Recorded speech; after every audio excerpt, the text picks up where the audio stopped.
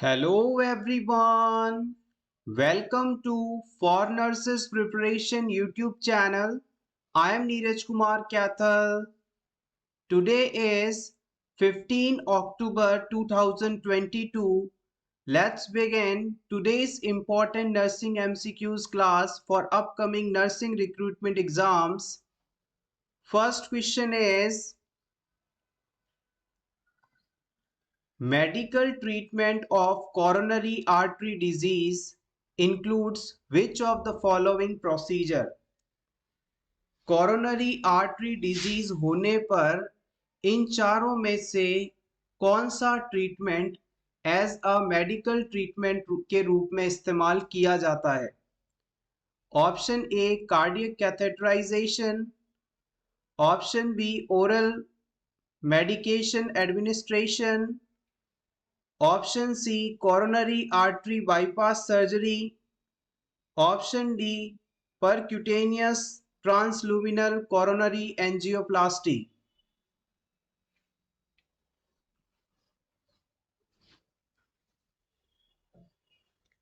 काफी बेसिक और important question है ये।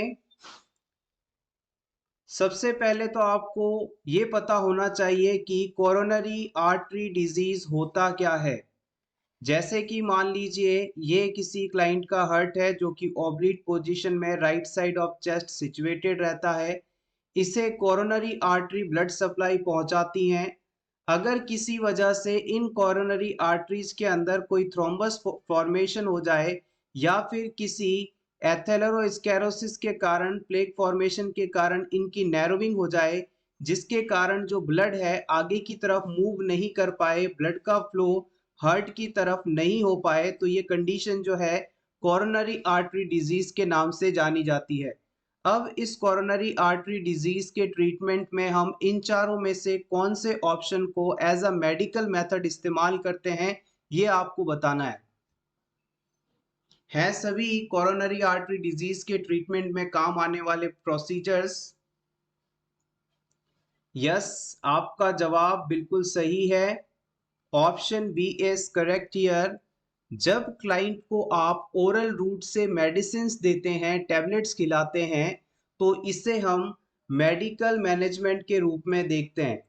इसके अलावा कार्डियक कैथेटराइज करना, कोरोनरी आर्टरी बाईपास ग्राफ्ट करना या सर्जरी करना, पीटीसीए करना, ये सभी सर्जिकल मैनेजमेंट के अंतर्गत आने वाली कंडीशंस हैं। आइए इनके बारे में शॉर्ट में जान लेते हैं। कई बार इनके बारे में एग्जाम में पूछ लिया जाता है। सबसे पहले बात करते हैं सबसे पहले ऑप्शन की, कार्डियक कैथेटराइजेशन की। कार्डियक मीन्स हार्ट से रिलेटेड और कैथेटर का मतलब आप जानते हैं ऐसी एक कोई पतली ट्यूब लाइक स्ट्रक्चर जो कि फ्लूइड को बॉडी में इंसर्ट या ड्रेन करवाने के लिए काम आती है। तो सिंपली हमारी शरीर के अंदर किसी ब्लड वेसल्स से होकर ऐसी कोई प्लास्टिक की फ्लेक्सिबल ट्यूब इंसर्ट करवाई जाए जो कि हार्ट तक पहुंचती हो और वहां जाने के बाद इसका पर्पस पूरा होता हो, तो ये चीज कार्डियक कैथेटराइजेशन कहलाती है। कार्डियक कैथेटराइजेशन के थ्रू आप पेशेंट में मेडिसिन को डिलीवर करवा सकते हैं, एडमिनिस्ट्रेशन कर सकते हैं। इसके अलावा हार्ट के अंदर कॉन्ट्रैक्शन से रिलेटेड किसी प्रकार की एबनॉर्मेलिटी है तो उसे असेस कर सकते हैं। कोरोनरी आर्टरी में ब्लॉकेज है तो उसे ओपन कर सकते हैं। टिश्यू का सैंपल लिया जा सकता है यहाँ से स्टडी पर्पस के लिए। इसके अलावा कोरोनरी एंजियोप्लास्टी, कोरोनरी स्टेंटिंग, ये दोनों प्रोसीजर भी कार्डियक कैथेटराइजेशन के थ्रू ही किए जा सकते हैं और ये सर्जिकल अप्रोच है। So option A incorrect. इसके बाद हम बात करते हैं ऑप्शन सी की, कोरोनरी आर्टरी बाईपास ग्राफ्ट। आप जब किसी हाईवे पे ट्रेवल करते हैं तो आपने बाईपास शब्द का इस्तेमाल किया होता है। जैसे कि मान लीजिए ये कोई बड़ी सिटी है, ये मान लीजिए कोई शहर है बड़ा। अब क्या होता है, जो बड़े ट्रक्स चलते हैं या जिन लोगों को किसी लंबे रूट पर जाना होता है, तो वो अपना समय बचाने के लिए, सिटी के अंदर ट्रैफिक होता है तो सिटी के अंदर ना जाकर शहर से बाहर बाहर ही निकल जाते हैं। जैसे कि मान लीजिए ये कोई सड़क है, इसे मैं थोड़ा अच्छी तरह से ड्रॉ करता हूं ताकि आपके जनरल अवेयरनेस के रूप में ये चीज काम आएगी और फिर आप इसे भूलेंगे नहीं। जैसे कि मान लीजिए ये कोई सिटी वाला एरिया है और ये आप हैं। अगर आप सिटी के अंदर से होते हुए आगे जाते हैं तो आपका काफी ज्यादा टाइम खर्च होने वाला होता है। तो टाइम को बचाने के लिए आप क्या करते हैं, बाईपास रूट का इस्तेमाल करते हैं, यानी सिटी के ट्रैफिक को बाईपास करते हुए शॉर्ट दूसरे रास्ते से हम इस सिटी को क्रॉस करते हुए आगे अपने डेस्टिनेशन की तरफ बढ़ते हैं। तो आपने यहाँ पे क्या किया, सिटी के अंदर काफी ज्यादा ब्लॉकेज था, बहुत ज्यादा ट्रैफिक था, जिसके कारण आप जल्दी से क्रॉस नहीं कर पाते सिटी को। तो आपने क्या किया, एक दूसरा रूट यहां से लिया जिसके थ्रू आप अपने डेस्टिनेशन तक आगे तक पहुंच गए। अब इसे अपन अपने टॉपिक के ऊपर बात करते हैं। आपकी जो डेस्टिनेशन है वो है ये आपका हर्ट। आपका जो ये हर्ट यहाँ पर मैं बना रहा हूँ रेड कलर से, ये आपकी डेस्टिनी है। और यहाँ पर ये है कोरोनरी आर्टरी, ये है रेड कलर की कोरोनरी आर्टरी। नॉर्मल कंडीशन में ब्लड यहाँ से चलता हुआ डायरेक्ट हार्ट तक पहुंचता है और कोई प्रॉब्लम नहीं है, सब कुछ नॉर्मल चल रहा है। अचानक एक दिन क्या होता है, क्लाइंट में एक थ्रोम्बस का फॉर्मेशन हो जाता है, एक रुकावट बन जाती है, एक प्लेग बन जाता है, जिसके कारण ये कोरोनरी आर्टरी अब ब्लॉक हो चुकी है। आप यहां से होकर अब आगे नहीं जा सकते, ब्लड आगे नहीं जा सकता। तो हम क्या करते हैं, इस चीज को बाईपास करते हैं। हम क्लाइंट की चेस्ट, लेग या आर्म एरिया से एक कोई छोटी ब्लड वेसल का टुकड़ा लेते हैं और इस ब्लड वेसल को क्लाइंट में जिस जगह पर ब्लॉकेज है उसके पास से अटैच करते एक दूसरा रास्ता बना देते हैं। हमने इस ब्लॉक वाले एरिया को हमने छेड़ा नहीं है, ये तो ब्लॉक ही है। शरीर के दूसरे हिस्से से ब्लड वेसल को लेकर इसे यहां से जोड़ दिया, यहां से जोड़ दिया। अब जो ब्लड है इस रास्ते से होते हुए आगे हार्ट तक पहुंच जाएगा। अब ब्लड यहां से चलेगा, यहां से चलेगा, यहां से चलेगा, चलता चलता चलता हार्ट तक पहुंच जाएगा। तो हम यहाँ पर बेसिकली अब जो हार्ट ब्लड है उसे एक दूसरा रास्ता दे रहे हैं, बाईपास दे रहे हैं, क्योंकि यहाँ पर ब्लॉकेज है, ऑब्स्ट्रक्शन है। होपफुली अब आप इस चीज को नहीं भूलेंगे, coronary artery bypass grafting. Grafting का मतलब होता है शरीर से किसी एक अंग या हिस्से को लेकर दूसरी जगह पर लगा देना। वही चीज यहाँ पर है, हमने छोटी ब्लड वेसल का टुकड़ा लिया और जिस जगह पर ऑब्स्ट्रक्शन था उसके साथ ही इसे लगाकर दूसरा रास्ता बना दिया, जिससे कि ब्लड बाईपास होते हुए लंग्स तक पहुंच जाए और क्लाइंट को किसी भी प्रकार की प्रॉब्लम ना फेस करनी पड़े। इसके बाद ऑप्शन डी की बात कर लेते हैं। ऑप्शन डी के अंदर बताया गया है पीटीसीए प्रोसीजर। पीटीसीए का मतलब है परक्यूटेनियस ट्रांसल्यूमिनल कोरोनरी एंजियोप्लास्टी। एक बार फिर से देखिएगा, percutaneous transluminal coronary angioplasty. Angioplasty शब्द जहां पर भी आप देखेंगे इसका मतलब होता है ब्लड वेसल का रिपेयर करना। प्लास्टी शब्द का मतलब होता है रिपेयरमेंट और एंजियो का मतलब होता है ब्लड वेसल से रिलेटेड। तो इस प्रोसेस के द्वारा बेसिकली हम ब्लड वेसल्स के अंदर जहां पर ऑब्स्ट्रक्शन है उसे दूर करके ब्लड फ्लो को रेगुलर करते हैं। यही प्रोसेस पीटीसीए है।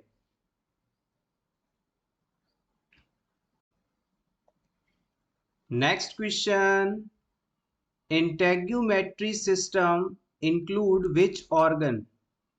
हमारी बॉडी में इंटेग्यूमेट्री सिस्टम में किस ऑर्गन को इंक्लूड किया जाता है? Liver, skin, heart, rectum.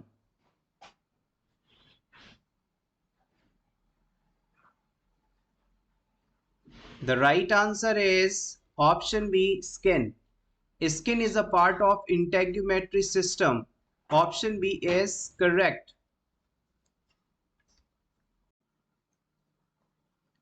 Next question. Hansen's disease is also known as. Hansen's disease को हम और किस नाम से भी जानते हैं? Zika infection, leprosy, chikungunya, diphtheria.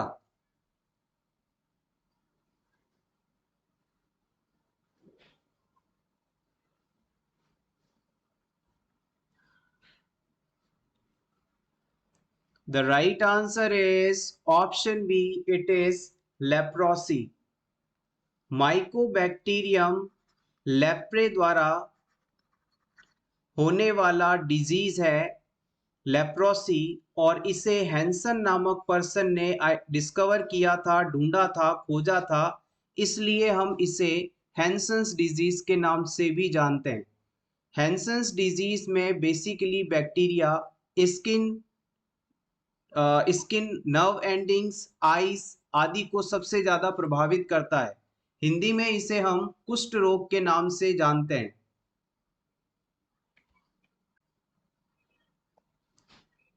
Next question, the most common cause of coronary artery disease is. इन चारों ऑप्शंस में से कोरोनरी आर्टरी डिजीज का मोस्ट कॉमन कॉज क्या है? Atherosclerosis, hyperglycaemia, stress, vasospasm of the coronary artery. Which one is a most common cause for CAD? Coronary artery disease के बारे में हमने आपको बता दिया है। The right answer is option A, atherosclerosis. Atherosclerosis क्या है इसे भी समझ लीजिएगा। जैसे कि मान लीजिए ये आपकी कोरोनरी आर्टरी है और ये आपके हार्ट को ब्लड सप्लाई पहुंचा रही है।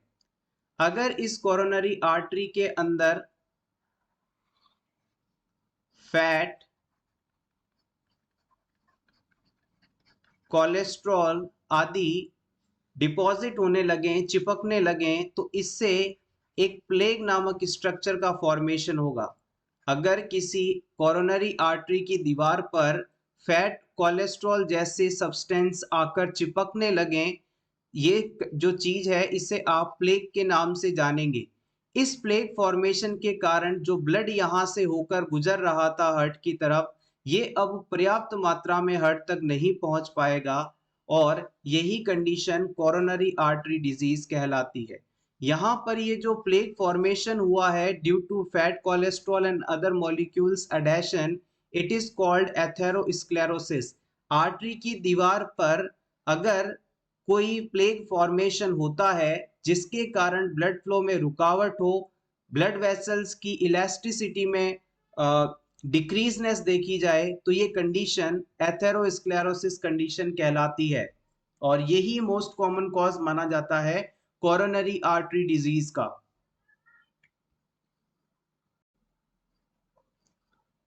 Next question, farmers lungs are manifested due to.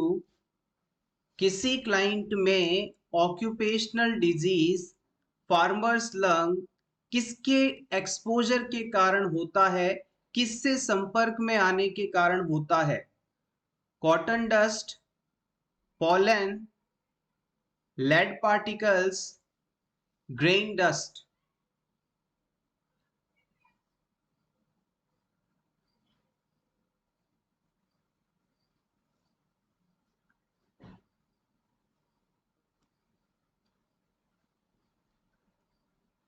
The right answer is option D, grain dust. Farmers lungs disease grain dust के एक्सपोजर के कारण होता है। आइए यहां से तीनों चीजें इंपॉर्टेंट हैं, वन बाय वन इन सभी के बारे में जान लेते हैं। एग्जाम में सबसे ज्यादा ऑक्यूपेशनल डिजीज जो पूछा जाता है वो है कॉटन डस्ट के कारण होने वाला disease.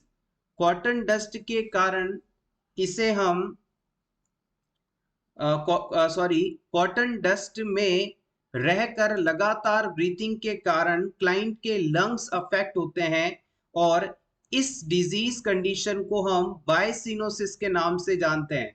It is called बायसिनोसिस disease, और इसके अंदर क्लाइंट के लंग्स अफेक्ट होते हैं, लंग्स प्रभावित होते हैं। इसे हम टेक्सटाइल इंडस्ट्री डिजीज के नाम से भी जानते हैं। टेक्सटाइल इंडस्ट्री का मतलब होता है कपड़ा उद्योग।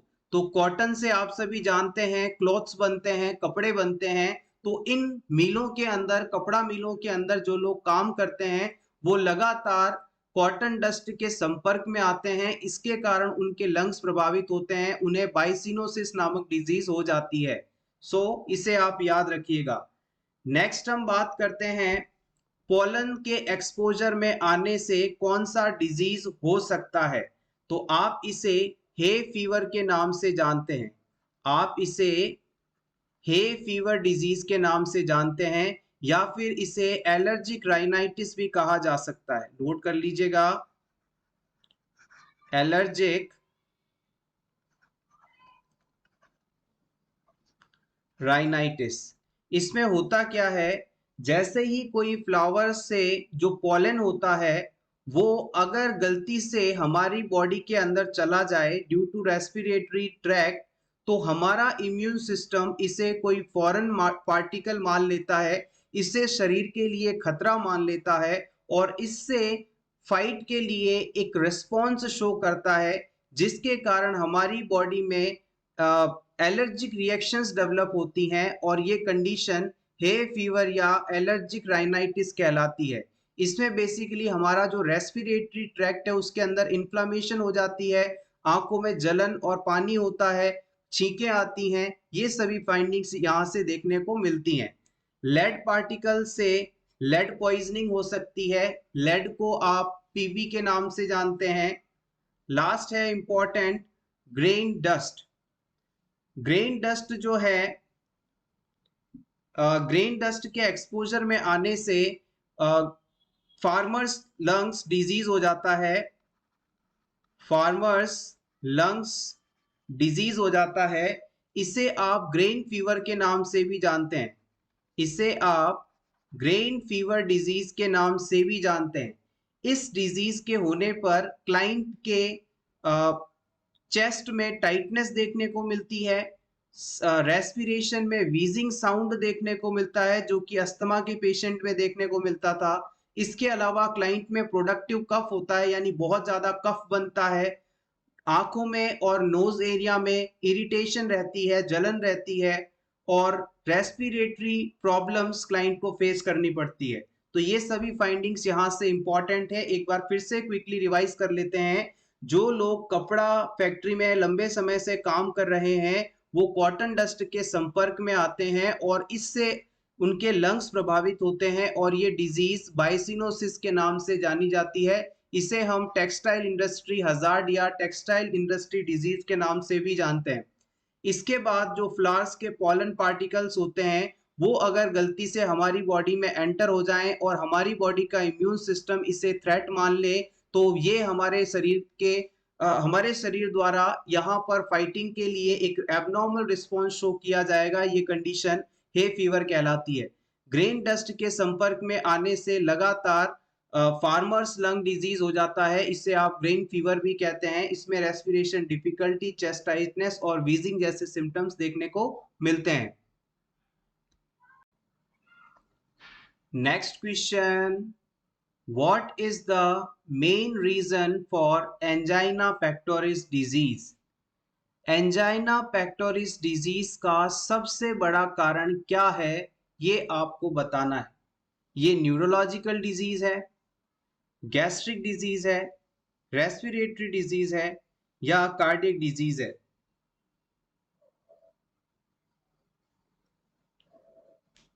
एंजाइना पेक्टोरिस किससे संबंधित है? यस, एग्जैक्टली, आप बिल्कुल सही हैं। Option D is correct here. Angina pectoris basically chest pain को कहा जाता है। जब हमारे हार्ट तक पर्याप्त मात्रा में ब्लड सप्लाई नहीं पहुंच पाती तो वहां की सेल डेड होने लगती हैं। तो इस कंडीशन को हम एंजाइना पेक्टोरिस के नाम से जानते हैं। हार्ट की सेल्स तक अगर पर्याप्त मात्रा में ब्लड सप्लाई ना पहुंचे तो इससे क्लाइंट के सीने में दर्द होता है। इसे हम एंजाइना पेक्टोरिस के नाम से जानते हैं। एंजाइना पेक्टोरिस होने पर अगर पर्याप्त मात्रा में सही ट्रीटमेंट ना दिया जाए तो ये कंडीशन मायोकार्डियल इंफ्राक्शन में कन्वर्ट हो सकती है। इसे आप हार्ट अटैक कह सकते हैं, और हार्ट अटैक का ट्रीटमेंट ना मिले तो क्लाइंट में डेथ हो सकती है। एंजाइना पेक्टोरिस की ड्रग ऑफ चॉइस के रूप में हम नाइट्रोग्लिसरीन का इस्तेमाल करते हैं और इसे सबलिंगुअल रूट से दिया जाता है, यानी कि चेस्ट पेन होने पर जीभ के नीचे इसे रखा जाता है। एंजाइना पेक्टोरिस होने पर नाइट्रोग्लिसरीन टैबलेट हर 5 मिनट के अंतराल में 3 बार दे सकती है। इससे भी अगर क्लाइंट का चेस्ट पेन रिलीव ना हो तो तुरंत उसे हॉस्पिटल ले जाना चाहिए और कंप्लीट रेस्टिंग फेज मोड में लाना चाहिए।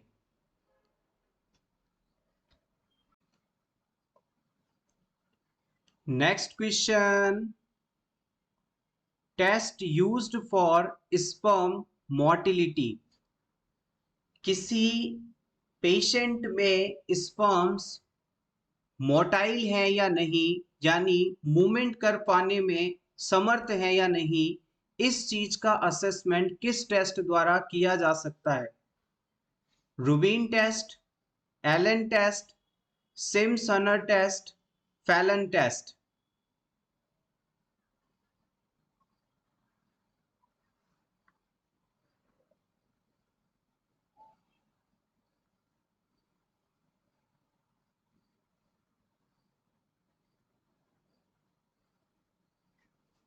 The right answer is option C, Sims Huhner test. Sims Huhner test के द्वारा हम किसी भी क्लाइंट के स्पर्म्स मोटाइल हैं, मूवमेंट कर पाने में समर्थ हैं या नहीं, इस चीज को असेस कर सकते हैं।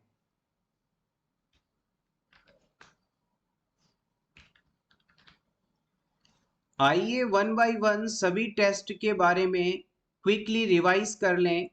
सबसे पहले हम बात करेंगे रूबिन टेस्ट की। रूबिन टेस्ट प्रीवियस एग्जाम में पूछा गया है और अपकमिंग एग्जाम्स के लिए इंपॉर्टेंट है।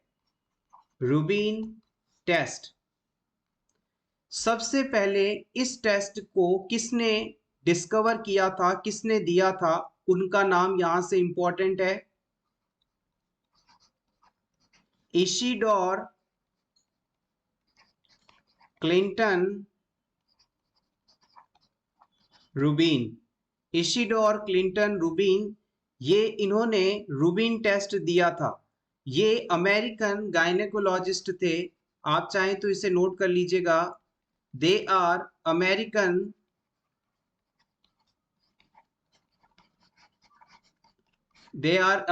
गायनेकोलॉजिस्ट। इस रूबिन टेस्ट को हम एक और नाम से भी जानते हैं, वो है ट्यूबल इंसफलेशन टेस्ट। इसे आप ट्यूबल इंसफलेशन टेस्ट के नाम से भी जानते हैं। इसे आप ट्यूबल इंसफलेशन टेस्ट के नाम से भी जानते हैं। Basically it is used to identify infertility, to diagnose infertility। किसी क्लाइंट के अंदर, किसी वुमेन के अंदर इनफर्टिलिटी को पता करने के लिए इस टेस्ट का इस्तेमाल किया जाता है। इस टेस्ट के द्वारा हम फैलोपियन ट्यूब की पेटेंसी को चेक करते हैं। Fallopian tube patency. पेटेंसी का मतलब है कि जो फैलोपियन ट्यूब है वो ओपन है, इसमें किसी प्रकार की रुकावट तो नहीं। पेटेंसी का मतलब है रुकावट तो नहीं। एग जब ओवरी से चले तो कंप्लीटली फैलोपियन ट्यूब से होकर आराम से यूट्रस तक गुजर जाए, इसे किसी भी प्रकार की रुकावट ना मिले। इस चीज का असेसमेंट रूबिन टेस्ट द्वारा किया जा सकता है। इस टेस्ट को परफॉर्म करने के लिए वुमेन के सर्विक्स से कार्बन डाइऑक्साइड गैस इन की जाती है और फिर एब्डोमेन एरिया में प्रेशर का असेसमेंट किया जाता है। इसके बाद सेकंड टेस्ट की बात करें, एलेन्स टेस्ट। एलन टेस्ट को हमने प्रीवियस क्लास में डिस्कस किया है। ये बेसिकली हमारे आर्टरियल ब्लड सर्कुलेशन को चेक करने का एक प्रोसेस है जो कि आर्टरियल ब्लड सैंपलिंग से पहले किया जाता है। Finally the third test that is important, Sims Huhner test. Note करिएगा इसके बारे में। सिम्स हनर टेस्ट, इसे हम सिंपली पोस्ट क्वाइटल टेस्ट के नाम से भी जानते हैं। Post coital test. अब आप इसके बारे में काफी हद तक गैस कर पा रहे हैं। ये एक ऐसा टेस्ट है जो कि कोइटस के बाद परफॉर्म किया जाता है, यानी कि सेक्सुअल एक्ट के बाद इस टेस्ट को किया जाता है। इस टेस्ट के द्वारा किसी भी मेल के स्पर्म्स फीमेल के सर्विक्स एरिया में मूवमेंट कर पाने में सक्षम है या नहीं, वहां सरवाइव करने में सक्षम है या नहीं, इस चीज का असेसमेंट किया जाता है। जैसे ही सेक्सुअल एक्ट कंप्लीट होता है, क्वाइटस होता है, उसके लगभग 8 आवर्स के बाद इसे किया जाता है। 8 hours after the sexual act, और we can call it as coitus. Coitus के लगभग 8 घंटे बाद इसे परफॉर्म किया जाता है। इस टेस्ट के असेसमेंट के लिए हम सर्वाइकल एरिया की म्यूकस मेम्ब्रेन को म्यूकस को विड्रॉ करते हैं एंडोसर्वाइकल एरिया से, ताकि वहां पर जो सर्विक्स की प्रेजेंस है वो देखी जा सके। जब सेक्सुअल एक्ट के दौरान इजैक्यूलेशन होता है तो जो स्पर्म्स हैं सर्विक्स के आसपास इजैक्यूलेट कर दी जाती हैं।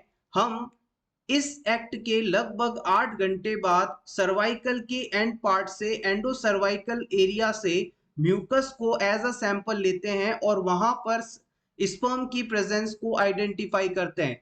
अगर इस एरिया में स्पर्म्स पहुंचे हैं, इसका मतलब कि जो स्पर्म्स हैं वो फीमेल के जेनाइटल ट्रैक्ट में सर्वाइव कर पा रहे हैं और आगे की तरफ मूव कर रहे हैं, मोटाइल हैं। लेकिन अगर इस एरिया में स्पर्म्स नहीं पाए जाते, इसका मतलब है कि जो फीमेल का जेनाइटल एरिया है, सर्विक्स वाला पोर्शन है, वहां पर कुछ ना कुछ प्रॉब्लम है और इसके कारण जो स्पर्म्स हैं वो सरवाइव नहीं कर पा रहे हैं, मूव नहीं कर पा रहे हैं।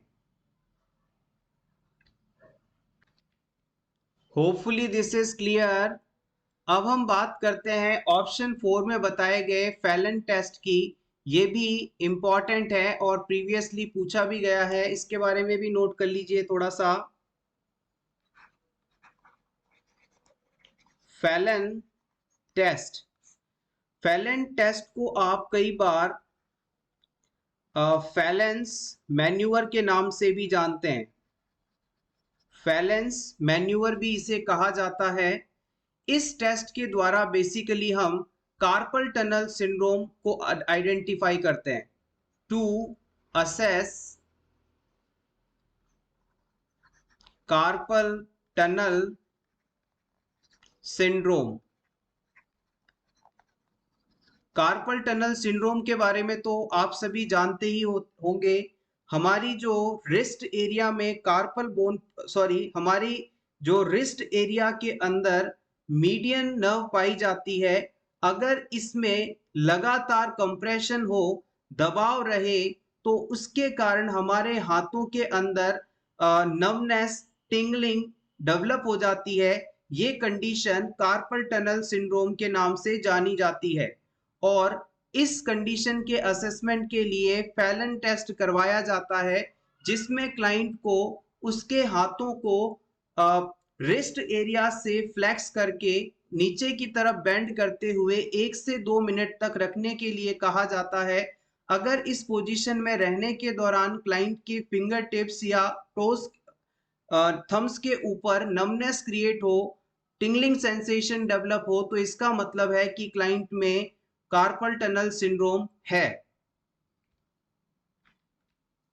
इस चीज को समझने के लिए मैं एक रफ डायग्राम बना देता हूं आपके लिए। जैसे कि मान लीजिए ये आपका पेशेंट है, पर्सन है, इसमें आपको फैलन टेस्ट परफॉर्म करना है। तो आप इस क्लाइंट से कहेंगे कि वो अपनी कोहनियों को मोड़े, यानी कि एल्बोज को फ्लेक्स करे, उसके बाद अपनी रिस्ट को इस प्रकार से मोड़ ले, यानी अपनी जो हाथ की कलाई है उसे इस प्रकार से मोड़े, और हाथ जो मोड़ने की दिशा में है वो उल्टे और अंदर की तरफ होने चाहिए।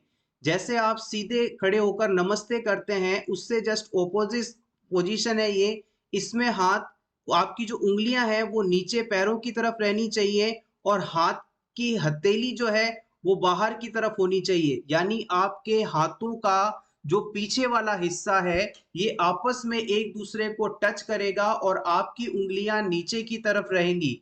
इस पोजीशन में क्लाइंट को 1 से 2 मिनट तक रखा जाता है, और इस पोजीशन में रखने के बाद अगर इस क्लाइंट को इसकी फिंगर टिप्स पर, इसके अंगूठों एरिया पर अगर सूनापन या कुछ चुभने जैसी फीलिंग होने लगती है तो इसका मतलब है कि क्लाइंट को कार्पल टनल सिंड्रोम है।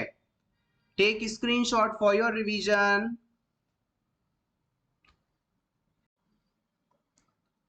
Next question is, boot shaped hurt is seen in। Boot shape heart किस कंडीशन में देखने को मिलेगा?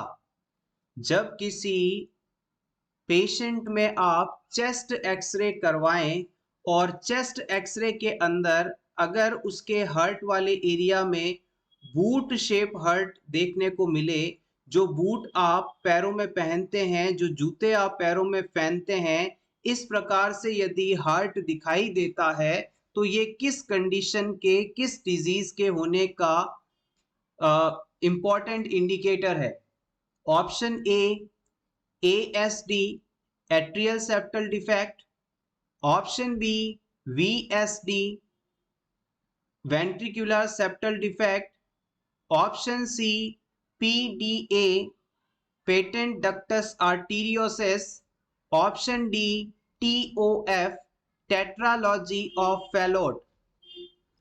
एक्सरे में बूट शेप हर्ट की प्रेजेंस किस डिजीज कंडीशन को बताती है?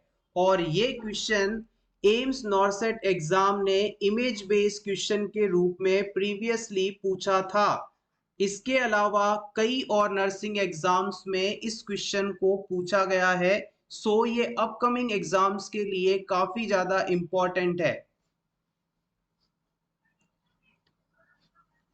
यस एग्जैक्टली, आप बिल्कुल सही हैं। It is called tetralogy of Fallot. अगर बूट शेप हर्ट है तो इसका मतलब क्लाइंट को टेट्रालॉजी ऑफ फैलोट कंडीशन है। इसके बारे में नोट कर लीजिएगा।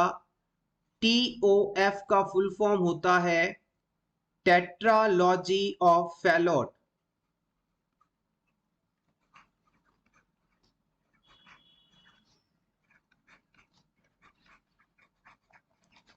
Tetralogy of Fallot. It is a cardiac disease, cardiac defect due to presence of 4 different heart defects.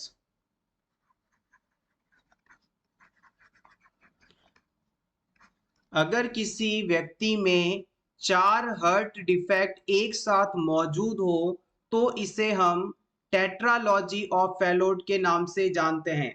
4 hurt defects का एक साथ किसी में मौजूद होना टेट्रालॉजी ऑफ फैलोट कहलाता है, और इस कंडीशन में क्लाइंट में बूट शेप्ड हर्ट देखने को मिलता है। अब इस कंडीशन के अंदर कौन कौन सी 4 चीजें देखने को मिलेंगी एक साथ, इसे भी नोट कर लीजिएगा। सबसे पहले आता है VSD। VSD का फुल फॉर्म है ventricular septal defect.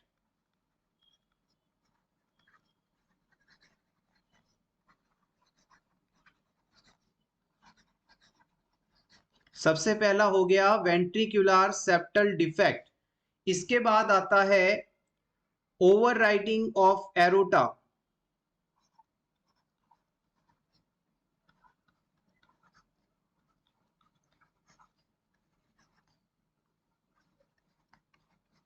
overriding of aorta।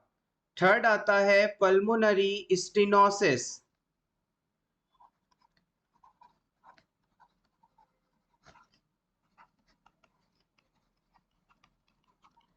और फाइनली आता है right ventricular hypertrophy, right ventricular hypertrophy. यानी कि अगर किसी क्लाइंट के अंदर वेंट्रिकुलर सेप्टल डिफेक्ट है, ओवरराइडिंग ऑफ एरोटा है, पल्मोनरी स्टेनोसिस है और राइट वेंट्रिकुलर हाइपरट्रॉफी है, तो ये सभी चीजें मिलकर टेट्रालॉजी ऑफ फैलोट कहलाती हैं। होपफुली आप इसे भूलेंगे नहीं, चाहे तो नोट कर लें या इसका स्क्रीनशॉट ले लें। यहां से ये सभी पॉइंट्स इंपॉर्टेंट हैं। Ventricular septal defect, overriding of aorta, pulmonary stenosis, right ventricular hypertrophy. Hopefully this is clear. यहाँ पर दो शब्द और इंपॉर्टेंट हैं जिन्हें प्रीवियस एग्जाम में पूछा गया है और आपको पता होने चाहिए। एक वर्ड होता है हाइपरट्रॉफी और एक होता है हाइपरप्लेशिया। इन दोनों में क्या डिफरेंस है ये आपको बताना है, आपको पता होना चाहिए। Hypertrophy, hyperplasia. देखिएगा, जब भी हाइपरट्रॉफी होगी तो सेल साइज इंक्रीज होगा, सेल साइज इंक्रीज हो जाएगा। जैसे मान लीजिए पहले कोई नॉर्मल सेल ऐसी थी, इसमें हाइपरट्रॉफी हो गई तो इसका जो सेल साइज है वो कुछ इस प्रकार से हो जाएगा। This is called hypertrophy situation. वहीं अगर हाइपरप्लेशिया की बात की जाए तो यहां पर इंक्रीज इन नंबर, यानी कि संख्या में सेल यदि बढ़ती है तो ये कंडीशन हाइपरप्लेशिया है। मान लीजिए किसी जगह पर पहले 4 सेल थी, ये इनके न्यूक्लियस, अब अचानक कुछ एबनॉर्मल डिवीजन हुआ, इसके कारण यहां पर अचानक से सेल्स की संख्या बहुत ज्यादा बढ़ गई। पहले यहाँ 4 सेल थी, अब यहां पर अचानक 18 सेल हो गई, तो ये एबनॉर्मल नंबर का इंक्रीज होना हाइपरप्लेशिया है। Hypertrophy in abnormal increase in size of cell and hyperplasia means abnormal increase in total number of cell. Take screenshot for your revision.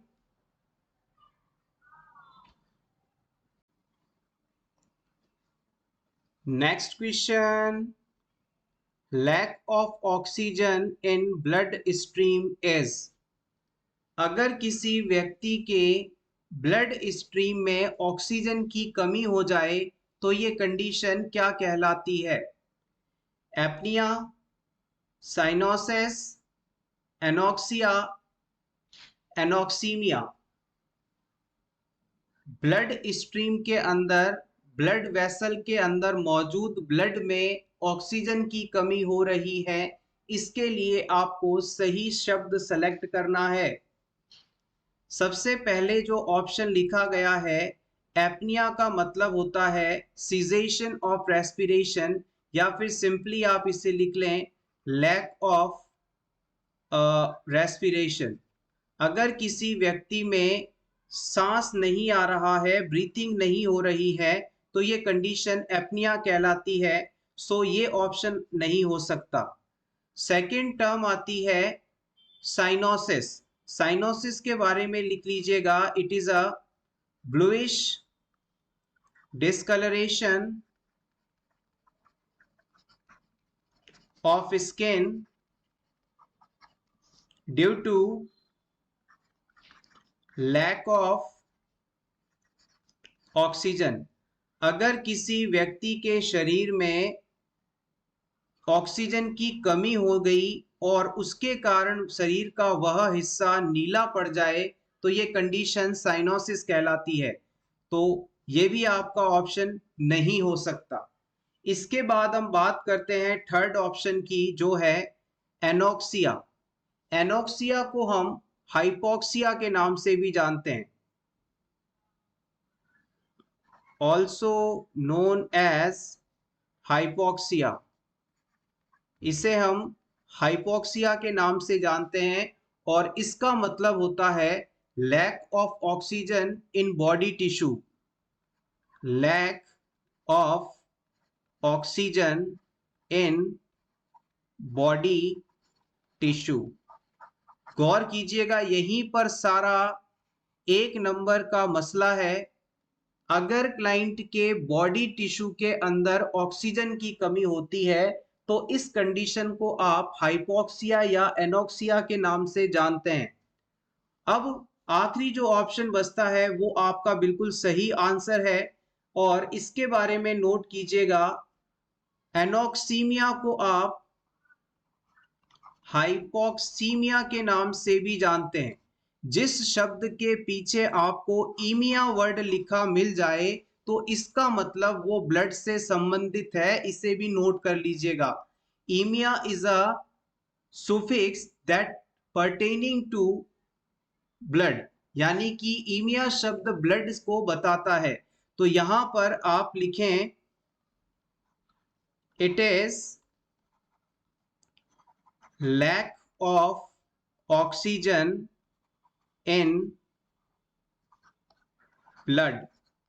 अगर गौर कीजिएगा, इन दो शब्दों पर गौर करिएगा, पूरी बात समझ में आ जाएगी। अगर किसी व्यक्ति के ब्लड के अंदर ऑक्सीजन की कमी होती है तो ये कंडीशन एनोक्सीमिया या हाइपोक्सीमिया के नाम से जानी जाती है।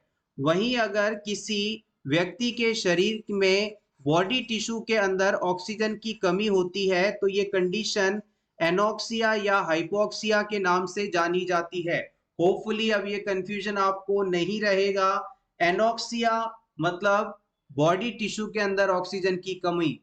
एनोक्सीमिया, ईमिया मींस ब्लड से रिलेटेड, तो एनोक्सीमिया मींस ऑक्सीजन की कमी ब्लड के अंदर। Hopefully this is clear.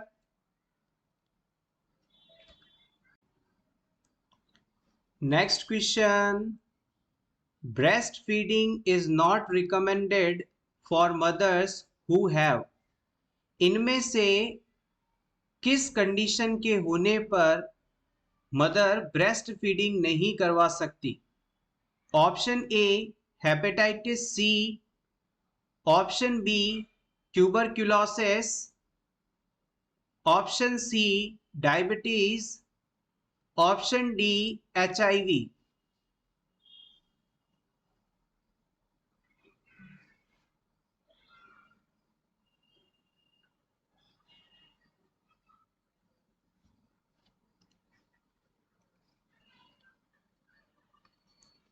Hepatitis C को आप पोस्ट ट्रांसफ्यूजनल हेपेटाइटिस के नाम से जानते हैं। यानी कि अगर किसी क्लाइंट में आपने ब्लड ट्रांसफ्यूज किया है, ब्लड चढ़ाया है, तो इस ब्लड के द्वारा उसे हेपेटाइटिस सी वायरस का इन्फेक्शन हो जाए और उसके लीवर में इन्फ्लामेशन हो जाए तो ये कंडीशन हेपेटाइटिस सी कहलाती है। इस कंडीशन में ब्रेस्ट फीडिंग करवाई जा सकती है, कॉन्ट्रा इंडिकेटेड नहीं है। यहाँ पर क्वेश्चन के अंदर इस छुपे हुए वर्ड पर जरूर गौर कर लीजिएगा, अदरवाइज आप गलती कर बैठेंगे। इसके अलावा ट्यूबरक्यूलोसिस, जो कि माइकोबैक्टीरियम ट्यूबरक्यूलोसिस नामक बैक्टीरिया द्वारा होने वाला डिजीज है, जिसे आप हिंदी में क्षय रोग और टीबी के नाम से मोस्ट पॉपुलरली जानते हैं, इस कंडीशन में ब्रेस्ट फीडिंग कॉन्ट्रा इंडिकेटेड नहीं है।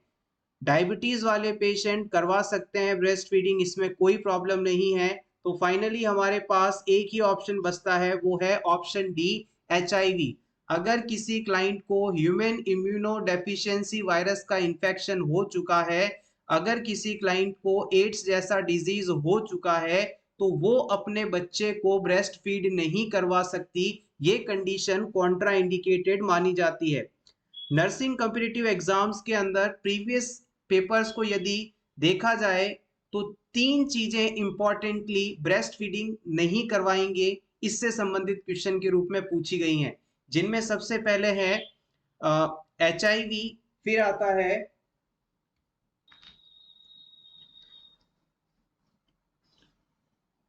आता है हेपेटाइटिस बी और फाइनली आता है cracked nipples.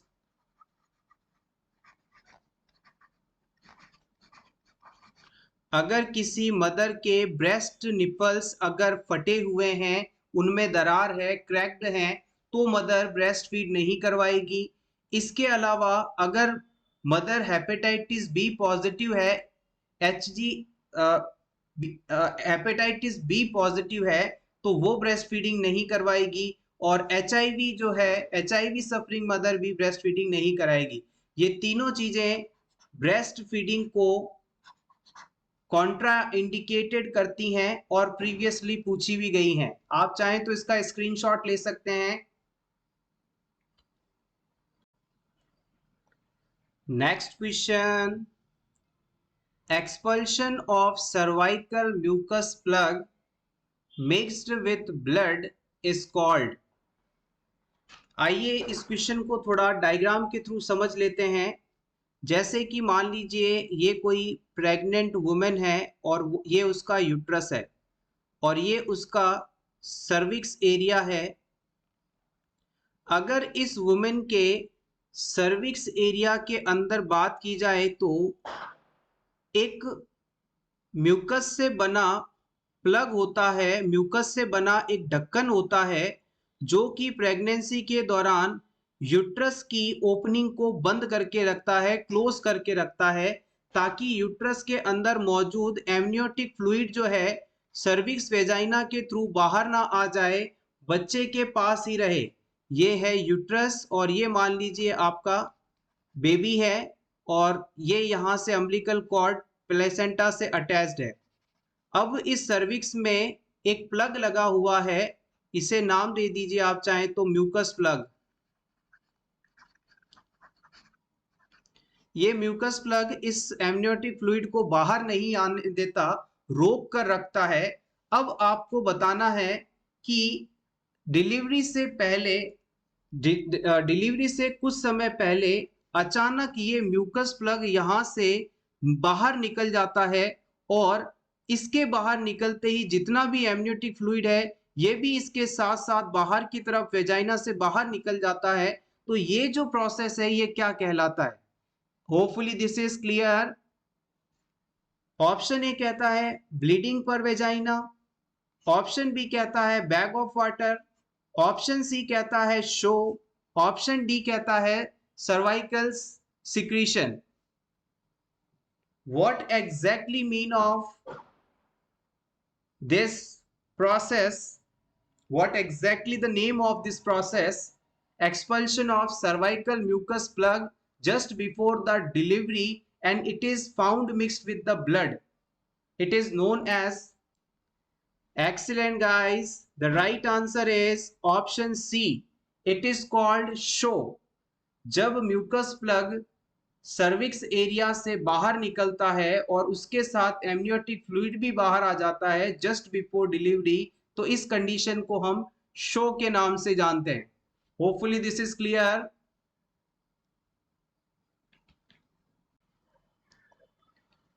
Next question, phagocytosis is considered as a against infection। यहाँ पर जो फैगोसाइटोसिस प्रोसेस बताया गया है वो किस लाइन का डिफेंस है? क्या ये फर्स्ट लाइन ऑफ डिफेंस है, क्या ये सेकंड लाइन ऑफ डिफेंस है, क्या ये थर्ड लाइन ऑफ डिफेंस है या फिर फोर्थ लाइन ऑफ डिफेंस है?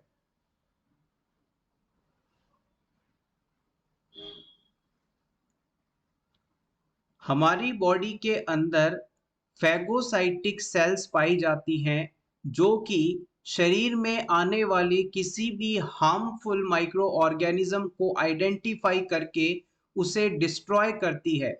ये प्रोसेस फैगोसाइटोसिस कहलाता है। फैगोसाइट सेल द्वारा हार्मफुल माइक्रो ऑर्गेनिज्म को ढूंढकर खत्म करना फैगोसाइटोसिस कहलाता है। अब बताएं कि ये किस नंबर का डिफेंस है। अगर आपने ऑप्शन बी को चुना है तो कॉन्ग्रेचुलेशंस, आप बिल्कुल सही हैं। First line of defence and second line of defence के बारे में बेसिक चीजों को क्विकली रिवाइज कर लेते हैं। हालांकि ज्यादा इन्हें पूछा नहीं जाता, लेकिन आपको पता होना चाहिए। अगर आप स्टेट पीएससी लेवल के किसी नर्सिंग एग्जाम्स की प्रिपरेशन कर रहे हैं तो ये आपसे पूछा जा सकता है। सबसे पहले हम बात करेंगे फर्स्ट लाइन ऑफ डिफेंस की। First line of body defence.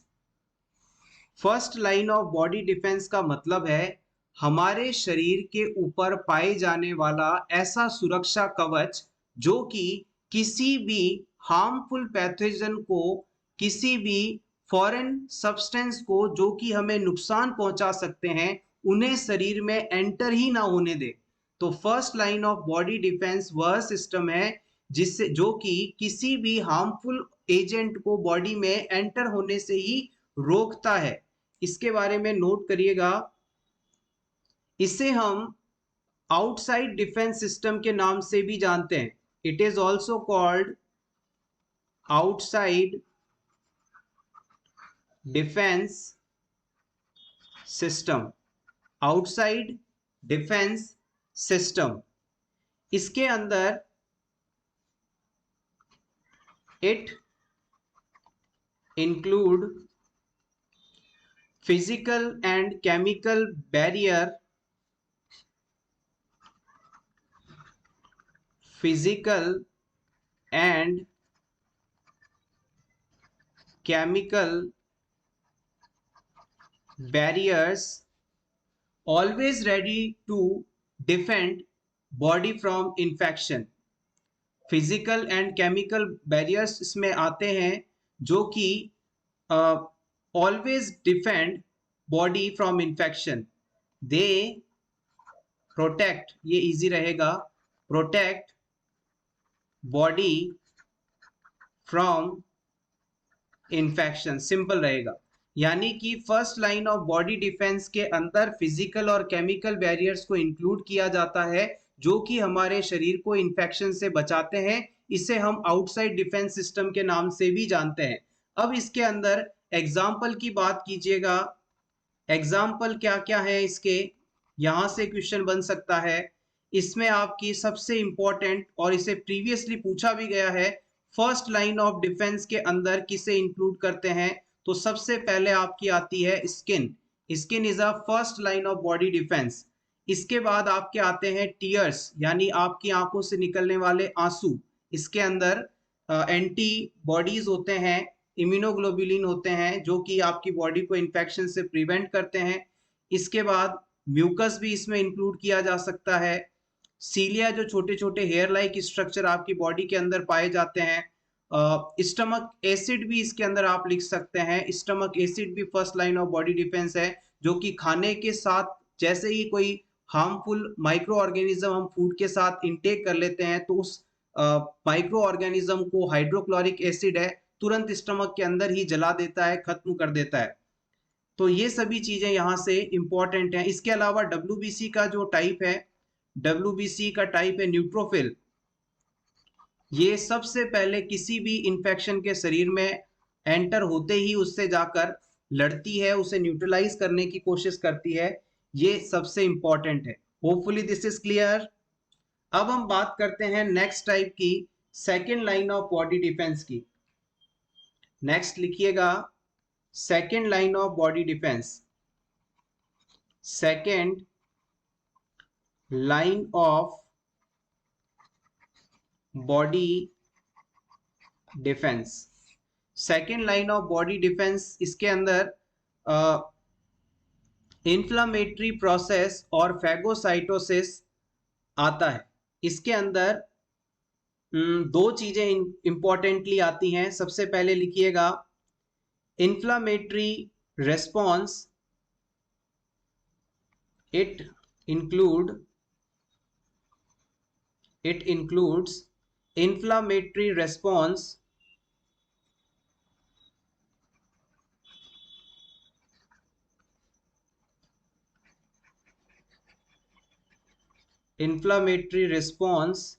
And phagocytosis, जो कि इस क्वेश्चन में बताया गया था, पूछा गया था। Phagocytosis,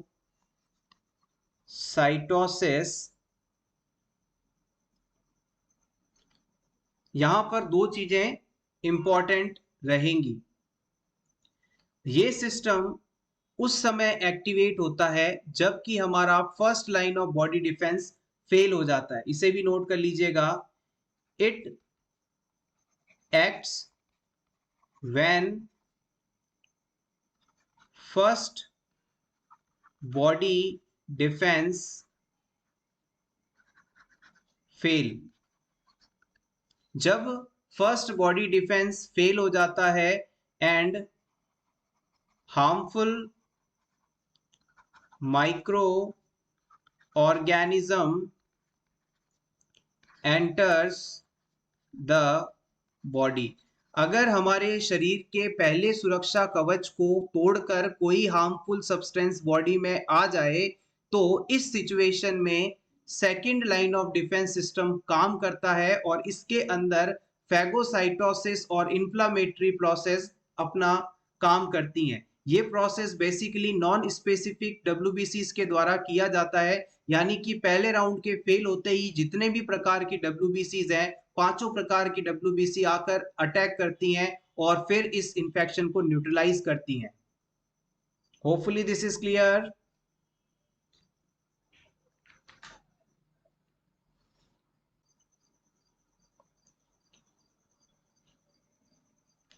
next question is how many times a day newborn generally need to fade.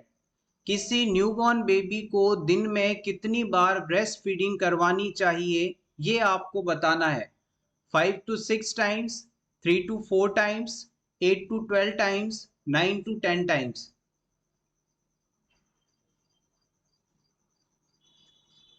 एक दिन में यानी 24 घंटे में बच्चे को कितनी बार ब्रेस्ट फीड करवाना चाहिए न्यूबॉर्न बेबी को? Yes, option C is correct here. किसी न्यूबॉर्न बेबी को हर 2 घंटे में एक बार ब्रेस्ट फीडिंग करवानी चाहिए, या फिर बच्चा जब भी क्राई करे, रोने लगे, तो उसे ब्रेस्ट फीडिंग करवाना चाहिए। बच्चे को पर्याप्त मात्रा में ब्रेस्ट मिल्क दिया जा रहा है। इस सिचुएशन को आइडेंटिफाई करने के लिए बच्चा दिन में कितनी बार यूरिन पास करता है, इस चीज को काउंट करना चाहिए। अगर बच्चे के द्वारा दिन में 8 से 10 बार यूरिन पास किया जा रहा है तो इसका मतलब है कि उसे पर्याप्त मात्रा में ब्रेस्ट फीडिंग करवाई जा रही है। बच्चे को जब भी नेक्स्ट टाइम फीड करवाई जाए तो न्यू ब्रेस्ट से, मतलब जिस ब्रेस्ट से आपने पहले ब्रेस्ट फीड करवाया है उसके अलावा दूसरे ब्रेस्ट से ब्रेस्ट फीड ऑफर करनी चाहिए, ब्रेस्ट मिल्क फीड करवाना चाहिए। सो एवरीवन, ये था हमारा आज का वीडियो। होपफुली आपको आज की ये क्लास अच्छी लगी होगी। क्लास अच्छी लगी हो तो प्लीज इसे लाइक कर दीजिएगा और इसी तरह के रेगुलर वीडियोस देखने के लिए, वीडियोस के नोटिफिकेशन पाने के लिए आप for nurses preparation YouTube channel को जरूर सब्सक्राइब करें।